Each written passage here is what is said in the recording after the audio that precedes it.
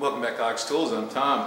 So got another Meatloaf going here. A lot of little stuff going on around here right now, and trying to kind of hone in on some projects and get the logistics taken care of. Got a couple of viewer appreciation. Well, one viewer appreciation and one a gift that I sent out came back. The person I gave it to couldn't use it, so we'll show that. And it's something I got at a tool sale, like, I don't know, a year or so ago.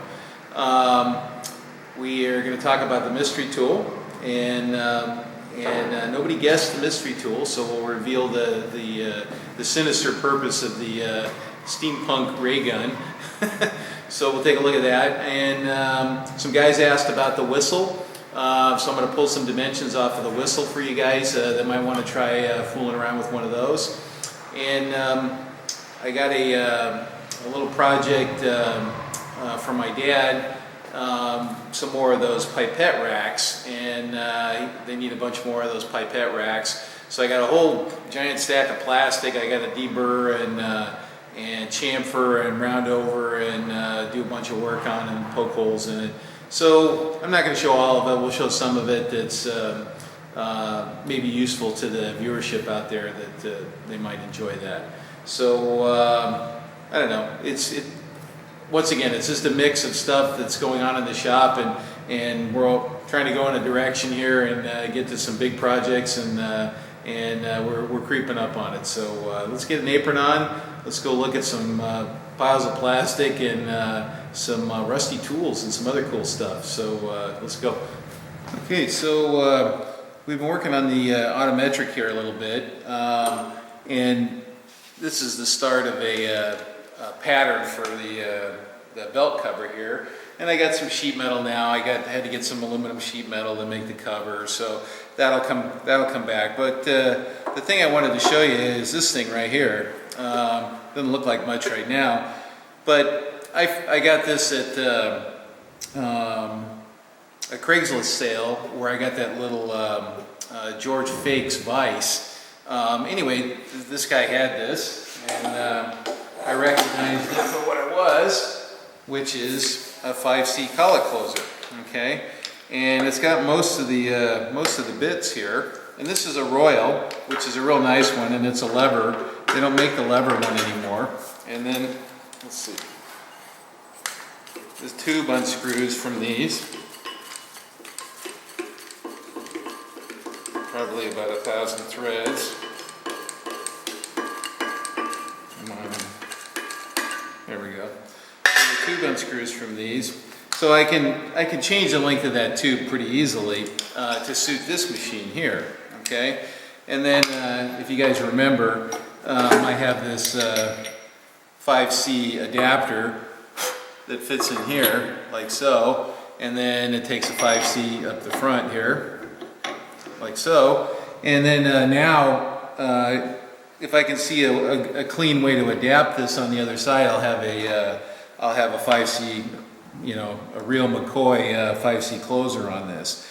Yeah, it's a little rusty, and it's missing the index plate, but that's pretty easy to make.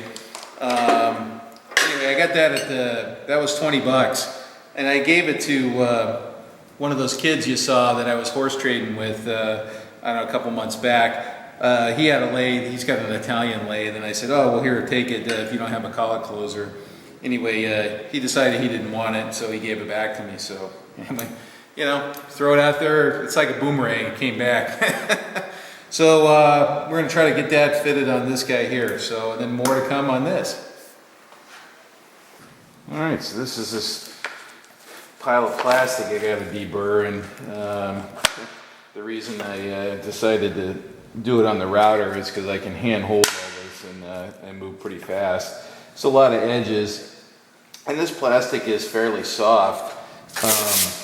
So if you're not very careful with a deburring knife or a whirligig or one of those types of tools, you can pretty easily overdo it and make a kind of snarfly looking edge, bozo type edge. Anyway, the router will do a nice job on this, and So first I'll run them all through and just break that sharp edge, and then the pieces that I want to do a round over on, I'll do those kind of as a second op. It just makes it nicer for handling too while you're working on it. So let's check out the router table, the new router table, woodchuck tool, and then we'll do a little deburring on that. Okay, so here's this is some of the plastic that we have to deburr here, and it's got, let's see if I can get that off of there. Okay, it's got a protective skin on it. Let me get off.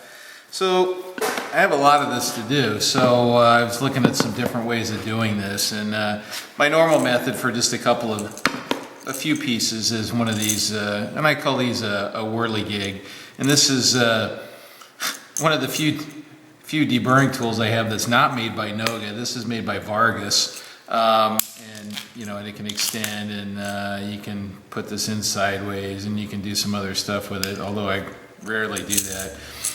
Anyway, what I do is I just use this kind of like this, and then I'll pull a deburr, right? Okay, it gives me a nice radius equal to the inside of that.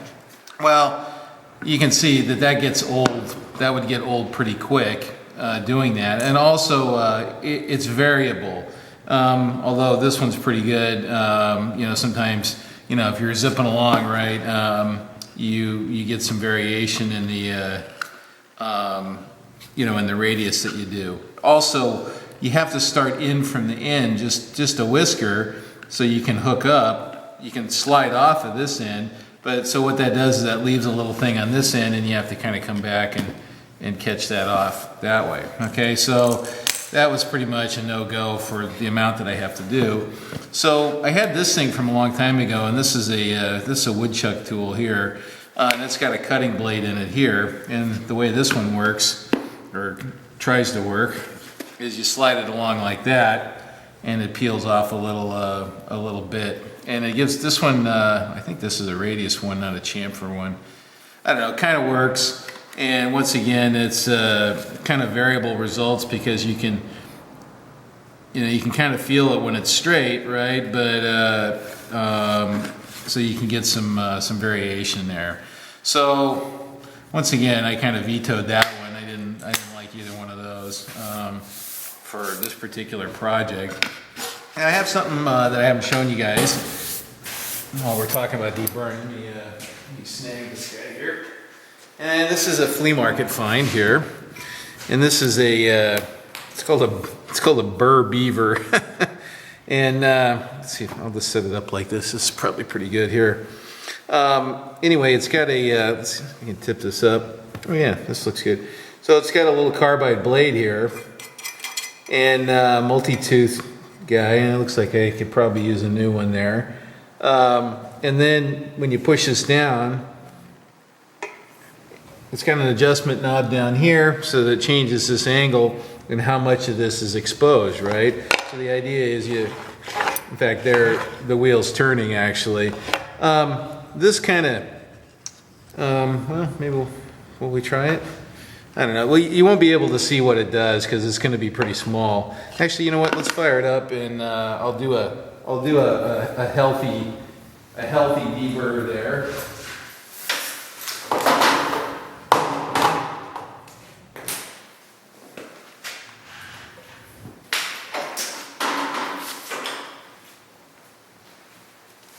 Okay, and this is a noisy bugger here too, so I'm going to put some hearing protection on. But let's adjust this for a. Of course, it's kind of maxed out now.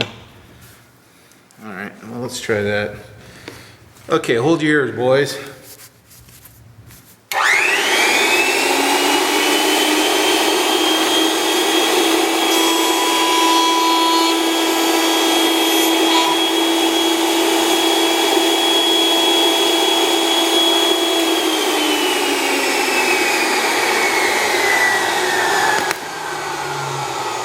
Well, made a liar out of me.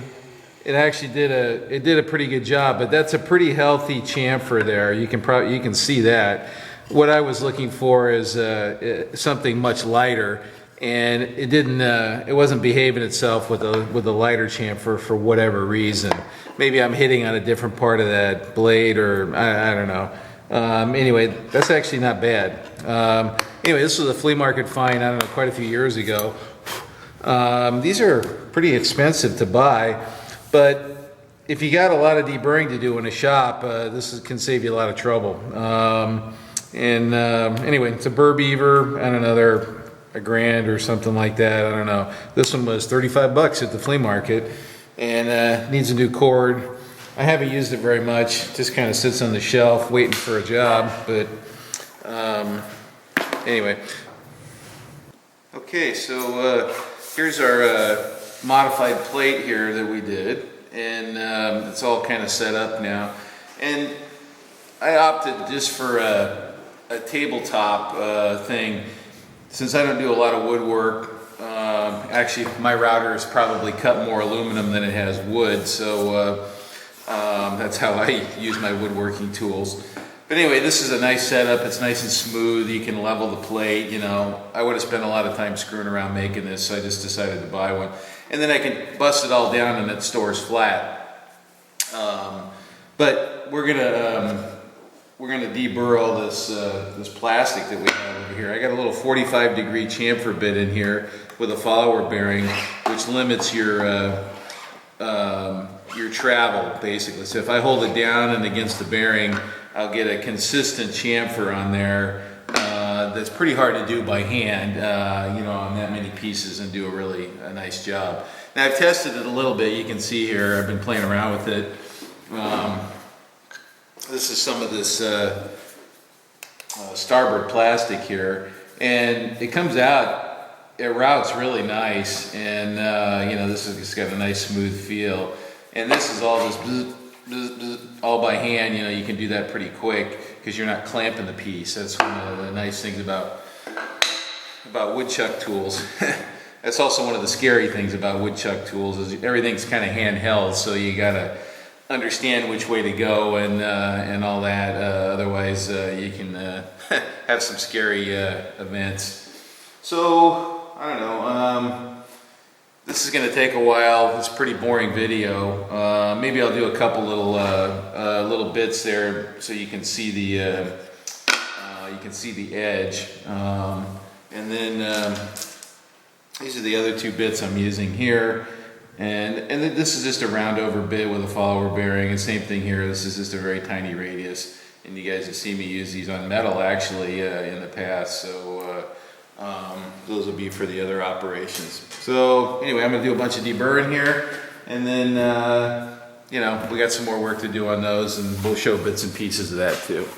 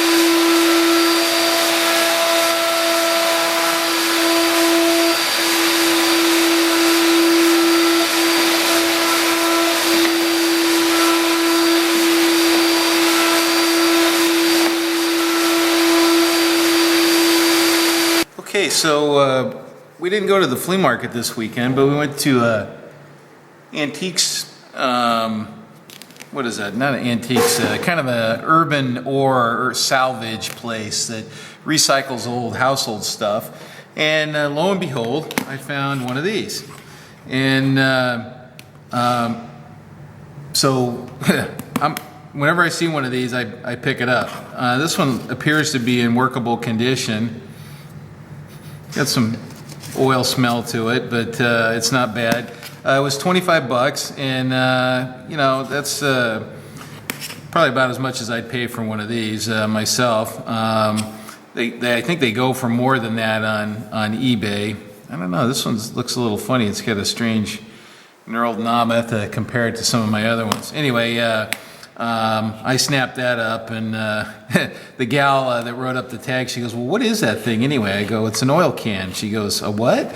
And I said, yeah, you squeeze the trigger and oil comes out of the end of that. And she goes, oh, okay. Anyway, she didn't even know what it was. So anyway, 25 bucks. I think that's a pretty good deal. Okay, so I went to my buddy Claude's place. That's on San Pablo and 60th or 62nd in Oakland, and it's kind of an outdoor flea market, but it's in a fenced area. It's kind of a private flea market. Anyway, he was open on Sunday. We went by there, and anyway, got this this wedge, and this thing's brand new, and it's made by Still. These are the chainsaw guys, and this is a wedge that you drive in when your bar gets stuck or whatever. But it tapers to a really fine tip here, and it's plastic, which is kind of nice for some things that you maybe don't want to mar up or whatnot. So anyway, that was I bought that with a couple other things, and so it was about $1. Anyway, it's a nice solid heavy-duty plastic wedge. So okay, so this next one comes to us from actually a viewer and a kind of a colleague of some sort. So I'll explain a little bit more in a sec here. And he sent me these centers here, and these are centers for a tool and cutter grinder. And he sort of told me where he got them, and they've been sitting in a drawer for years. And he noticed that I got this little LeBlond tool and cutter grinder, so he took sympathy on me and asked me if I was interested in these, and so anyway, he sent them along. So anyway, the way this works is it rotates, and you see that it retracts when it rotates, so that it maintains spring pressure on that. And these are dead centers here, or fixed centers, depending on what side of the pond you're from. Okay. And this has a little T-slot that engages with the slot on the grinder table, and then this is the rotational head here. Now this one's missing the stand, and this one actually has the ability to pivot too, and then you can lock it. It's got a little brake here or whatever, but it's got a nice smooth action there. And then this one will hold a Morse taper center as well. Okay, and they go all the way through. Anyway, this comes to us from Cyclotron guy, and he's a longtime participant on the Practical Machinist forum. And his first name is Kent, and Kent actually worked at where I work now, and he's been retired from there for quite a few years, and he's got a little shop up in the foothills. And but anyway, it's kind of we touched base a few years ago on the Practical Machinist forum, so I knew of him and he knew of me, and he reached out and said, hey, I got these centers, I see you got a grinder that needs, because I mentioned building some centers. I was going to fabricate some of this stuff and build some up, and he says, geez, I'm not using these, and this would save you a lot of work. And I agreed, it would save me a lot of work. So these will be much easier to adapt to the little LeBlond tool and cutter grinder. So anyway, Kent, thank you very much. And you know, anybody's got a Kearney and Trecker 2CH that they're thinking about parting with, or know where one's hiding in a barn, let me know. Ken's looking for one, and we can maybe point him in the direction of a nice Kearney and Trecker. Anyway, Kent, thank you very much. We'll put these to good use. Okay, so at Claude's, I found this guy too. This is this little this is a train whistle here, and a lot of people have probably seen this whistles like this. Now this one has 4 ports in it too, and they're probably drilled up into here different depths. So it's not particularly a good one, and but it's probably kind of cool for study. You know, a couple guys have asked me about what this looks like in there, and basically it's a, you know, it's a plug, so you have a round tube, okay, or a hole that's going up that's going to be of different lengths, and then you fill that with another plug that's sanded off in a small radius like this, and then this is the area here, this kind of moon-shaped piece here, this crescent-shaped piece, that's the important part. Now, there's probably some recipe. Now, this one here that we were looking at before has the same thing here. It's got this little crescent-shaped arc, you know, to the plug here. And some guys asked for some dimensions on this thing. We'll just quickly go over it here. This is 3-inch PVC caps put together, and then this is 3/4-inch pipe here. We got some different length. Actually, let me do it for your benefit. You can see the tape measure here. So I'm just going to go from the notch, and this looks like it's well, I don't know how far it comes up here. Yeah, I don't know what the takeoff is for that cap. So let's just go to the edge of the cap, and bear with me, I'm reading upside down here. Looks like 4 5/8 about. Okay, and this one's 5 3/4. Okay, and then this big guy here is 9 1/8. Okay, and then the last one is about 7 1/8. Now that's to the edge of the cap here, so you got to add for whatever the takeoff is for the cap. This is probably not important, this spacing here between these, but let's get it anyway.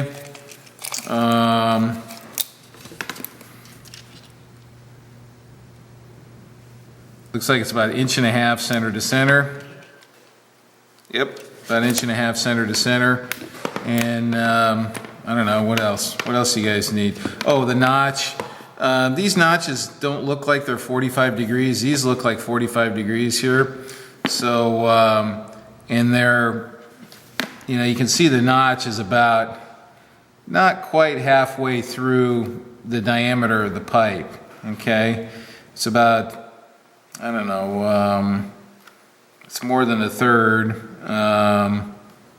I don't know, 3/8 of an inch, or 3/8 of the tube diameter, something like that would be my kind of call there. Although this one goes about halfway. Let's look at them all here. That one's pretty close to halfway, and that one's pretty close to halfway. So anyway, there's, you know, if you guys want to copy that. This is this 3-inch put together with a short piece in between. And then your whatever you want to hook up to your valve system there. Okay, so if you want to make a whistle, there's one there, or experiment. You know, just experiment with some different hole diameters and that crescent, that little space that's left in there. So anyway, okay, so we had this this mystery tool here. And, you know, I have to say, I was pretty surprised. Either I scared everybody off by making them not search for this thing, or people really didn't know. Ouch. Don't do that. I have to admit, though, that I made it harder for you guys. I was feeling that you were doing pretty good at this, or too good at this. So I covered this up, and you probably see why now. It's called a magic cable stripper, and it probably makes a little more sense. And also, like I said, I cheated a little bit. I neglected to show you a key feature of this thing here. When I rotate this, and hopefully you can see that, there's a little blade that's coming out there, okay? And that probably would have done it in. Okay, so the idea is that, you know, you have a big fat cable like this, and this is some 6/4 SOW cable, right? This flexible jug. So you set the blade for the thickness of this jacket there, which looks a little. I don't know. I've never used this, to tell you the truth. Yeah, it looks a little tight to me. Let's adjust this. I've never used it. I have a I have a more modern version of this made by Thomas Betts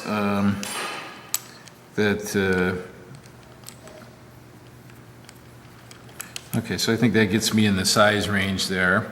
And I guess, you know, the idea is you push this up with your thumb here. Let's give it a try. Let's see what happens here.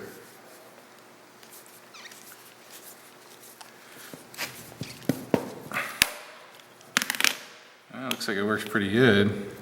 So then, actually, you know what? I probably need to go just a little more on the blade. Let's try that. See if I can get back in the slot there. Actually, you know what? I'm just going to go a little lower. That way I'll...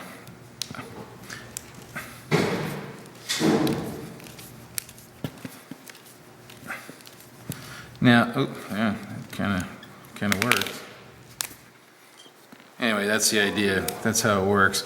Now you got to be careful that you don't set it too deep, because if you nick the conductors, it's a no-go. That's a no-fly zone if you do that. That's a bad deal. So it looks like I did okay there.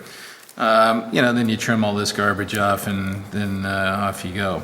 Anyway, so that's a magic cable stripper. That was the mystery tool. Nobody guessed correctly. So that's Tom 2, viewers, I don't know, 10. I don't know. I'm not doing very good at this game here. You guys are guessing pretty quick. So I'm gonna show you another one here in a minute, and we'll see if you guys can get that one. Okay. So this is this week's mystery tool here. Now, this particular one, I don't even know what this is, okay? So I'm really actually looking for somebody that can tell me what this is. There's no marks on it. It's some kind of grabber of some sort.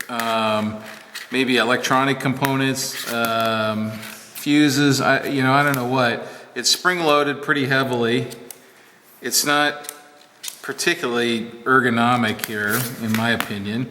It's got a kind of an old school looking handle on it here, and it does not look homemade. It looks like a commercial tool to me. I don't think anybody made this themselves. So let's peel this tape off. Maybe there's a name on it here. Oh, this tape's probably about 1,000 years old here. Oh yeah, look, the tape's breaking. Yeah, okay, so this is pretty pretty sketchy tape.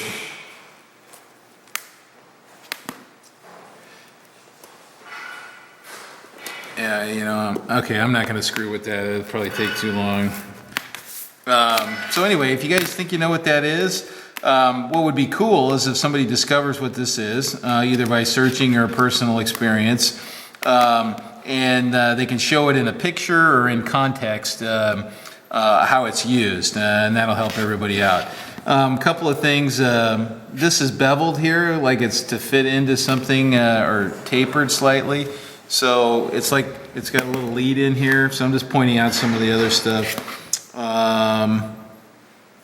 Yeah. Anyway, I don't see anything there. So let's see if we can figure out what this is. Mystery tool.